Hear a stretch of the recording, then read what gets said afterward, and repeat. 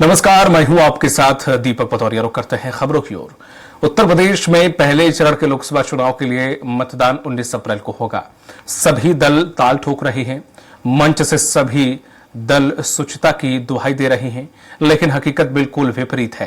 पहले चरण में 8 सीटों पर चुनाव लड़ने वाले 80 उम्मीदवारों में से 28 पर आपराधिक मामले दर्ज हैं।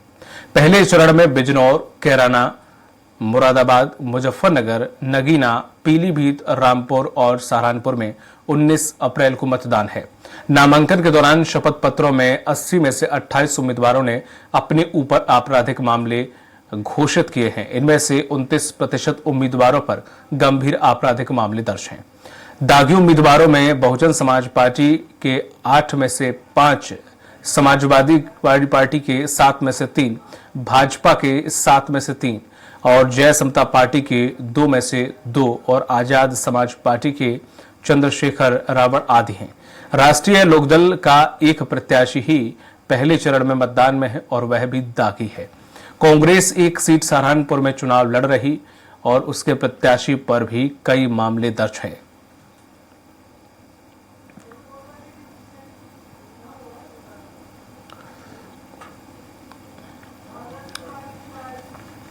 अधिक जानकारी के साथ जुड़ गए हैं उत्तर प्रदेश संपादक राघवेंद्र त्रिपाठी। त्रिपाठी सर, जिस तरह से देखा जाए दागियों के चुनाव लड़ने की परंपरा खैर पुरानी है, बहुत पुरानी है। अभी तो शायद कम है, लेकिन ये पहले चरण में जो बसपा के सबसे ज्यादा है, अन्यथा उन पार्टियों के बहुत ज्यादा 7 में से 7 ऐसे भी कई बार देखने को मिला कि दागी हैं। सवाल ये खड़ा होता है कि दागी जो हैं वो उनकी परिभाषा अपराध या आरोपी होने की थोड़ा अलग है। वो जब तक मुकदमा चल रहा है वो अपने आप को आरोपी मानते नहीं है। वो राजनीतिक रूप से वो एक तरीके से मुकदमा चल रहा है, उसमें वो आरोपी नहीं है अभी। तो इस तरह की जो तादाद बढ़ रही है या फिर इसे जनता के सामने बस कुछ पेपर और न्यूज़पेपर में निकलने के बाद वो प्रत्याशी टिकट लेके चुनाव लड़ते हैं, फिर सांसद या फिर विधायक बनते हैं, ये जो रिवाज है जनता के लिए कितना खतरनाक है या राजनीति के लिए? देखिए दीपक जी, उत्तर प्रदेश की राजनीति की विडंबना यही है कि मंच पर तो सभी दल शुचिता की बात करेंगे, पारदर्शिता की बात करेंगे और अपराधीकरण के खिलाफ आवाज उठाएंगे। अभी जल्दी ही मुख्तार अंसारी जो गाजीपुर का माफिया था उसकी मौत हुई थी, उसको लेकर भी सियासत गर्म हुई थी। अखिलेश यादव गए थे मातम पुरसी करने, उसको लेकर भारतीय जनता पार्टी ने हमला बोल दिया था। हालांकि मुख्तार अंसारी सजा याफ्ता मुलजिम था। इसी तरह से अतीक अहमद इलाहाबाद में जब उसकी हत्या की गई तो तमाम सियासी दल इस पर संवेदना व्यक्त करने के बजाय उसको सही ठहराते।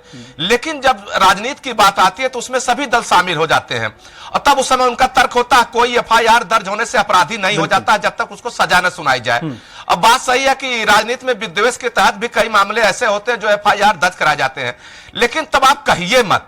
जब आप कहते हैं तो उस पर अमल भी करिए, चाहे वो सपा हो, बसपा हो, कांग्रेस हो या कोई भी हो। लेकिन विडंबना यही है कि मंच पर कहते कुछ और है, जब टिकट देने की बारी आती है तो जिताऊ चेहरे के रूप में ऐसे दागियों का भी चुनाव कर लेते हैं जिनके ऊपर गैंगस्टर के मुकदमे हैं, फिरौती के मुकदमे हैं, हत्या के प्रयास के मुकदमे हैं। वह मामला अभी भले ही ट्रायल कोर्ट में है लेकिन मुकदमे तो दर्ज हैं और आपने उसके खिलाफ अपील भी की थी कि मेरे खिलाफ फर्जी मामले दर्ज किए गए हैं। कोर्ट ने उसको सुना भी नहीं, आपकी अपील को खारिज कर दिया है और आपको ट्रायल फेस करना पड़ रहा है। तो कुल मिलाकर जब आप दो मुंही बात करते हैं तो जनता को भी कहीं न कहीं सोचना होता है कि आखिर सच्चाई इसके पीछे क्या है।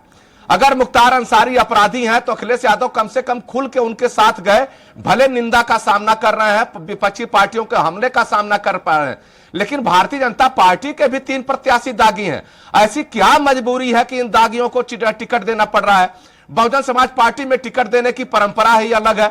मायावती के निर्णय पर निर्भर होता है कौन जीत पाएगा, उसको टिकट दिया जाएगा। इसके अलावा तमाम हिडन एजेंडे होते हैं टिकट देने के लिए, तमाम अलग पैरामीटर हैं जो उसको पूरा करता है उसको टिकट दिया जाता है, चाहे जितना भी दागी हो। लेकिन कांग्रेस की बात करें, कांग्रेस पूरे देश में अपराध के खिलाफ आवाज उठाती है। सहारनपुर से इकलौती सीट गठबंधन खाते में आई है, वहां भी उनके दागी उम्मीदवार है, उनके ऊपर भी बदजुबानी का और तमाम चीजों के FIR दर्ज है। इसी तरह से RLD के जयंत चौधरी हैं, किसानों की बात करते हैं, शुचिता की बात करते हैं, लेकिन एक प्रत्याशी उनका पहले चरण में चुनाव लड़ रहा है, वो भी दागी है। तो कुल मिलाकर दाग सबको अच्छे लगते हैं, लेकिन जब बात भाषण देने की आती है तो उसमें लंबे चौड़े तकरीर की जाती है। तो सबसे बड़ा सवाल यही है कि क्या कथनी और करनी में सभी दलों में अंतर है या इनकी कोई सियासी मजबूरी है? अगर सियासी मजबूरी है तो उसके लिए भी शपथ पर देना चाहिए। निर्वाचन आयोग का साफ निर्देश है कि अगर आप किसी अपराधी व्यक्ति को टिकट देते हैं तो पार्टी को हलफनामा देना होगा कि ऐसी क्या मजबूरी है।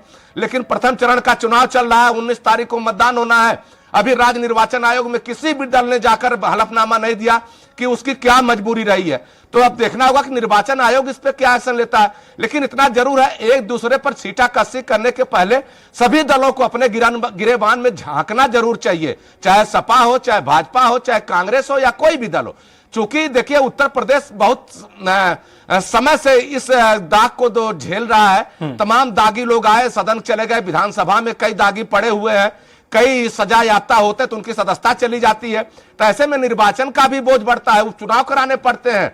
इस समय उत्तर प्रदेश में 4 सीटें खाली हैं, जिसमें से केवल 1 सीट पर निधन के बाद खाली हुई है, बाकी 4 पे निर्वाचन रद्द, 3 पे निर्वाचन रद्द हुआ है। तो इसे देखना होगा कि अगर आप दागियों को टिकट देंगे, बाद में अगर सजा होती है तो उपचुनाव का खर्चा उसी पार्टी से वसूला जाना चाहिए। इस तरह की व्यवस्था करनी चाहिए। चूंकि जब दागियों को आप टिकट देने में परहेज नहीं करते हैं तो उसका खामियाजा देश की जनता क्यों भुगे और उसके ऊपर आर्थिक भार क्यों डाला जाए। जो पैसा चुनाव में खर्च होता है जनता के टैक्स से खर्च होता है, लेकिन जनता भी इसको एक मुद्दा बनाती है। लेकिन जब वोट देने की बात आती है तो कहीं कहीं जात, बिरादरी, मजहब के आधार पर उनको भी दागी अच्छे लगते हैं। यह उत्तर प्रदेश की सियासत की पुरानी एक बीमारी है। जी बिल्कुल, जिससे देखें कि राजनीति में कई गैंगस्टर, कई दस्यु सरगना MP MLA रह चुके हैं। सर, सवाल ये उठता है कि आखिर वजह क्या है। हम देखते हैं कि सरकारी में एक छोटी सी जॉब के लिए भी हम जाते हैं तो वेरिफिकेशन होता है और कोई भी अगर केस आप पर लगा होता है तो आपको सरकारी जॉब नहीं मिल सकती। ये तो पूरा राज्य चलाते हैं, पूरा जिला चलाते हैं, पूरी जनता इन पर निर्भर करती है और ऐसे सरगना, ऐसे अपराधी राजनीति में खूब फल फूलते हैं, बाद में केस दर्ज होता है तो शायद जिंदगी भर जेल में हवा खाते हैं। देखिए दीपक जी, यही विडंबना है। जब पार्टियों से बात की जाती है तो कहते हैं कि अभी तो मुकदमा दर्ज हुआ है, जब सजा हो जाएगा तब देखा जाएगा। लेकिन जब सजा हो जाएगा तो सीट रिक्त हो जाती है। अगर 2 साल से अधिक की सजा हुई तो सीट रिक्त हो जाती है। फिर वहां पे चुनाव कराते हैं, चुनाव में खर्चा होता है, समय बर्बाद होता है, सूचना लगता है 40 दिन तक उत्तर प्रदेश में कोई नया विकास कार्य नहीं हो सकते हैं, कोई निर्णय नहीं ले पाता है कोई।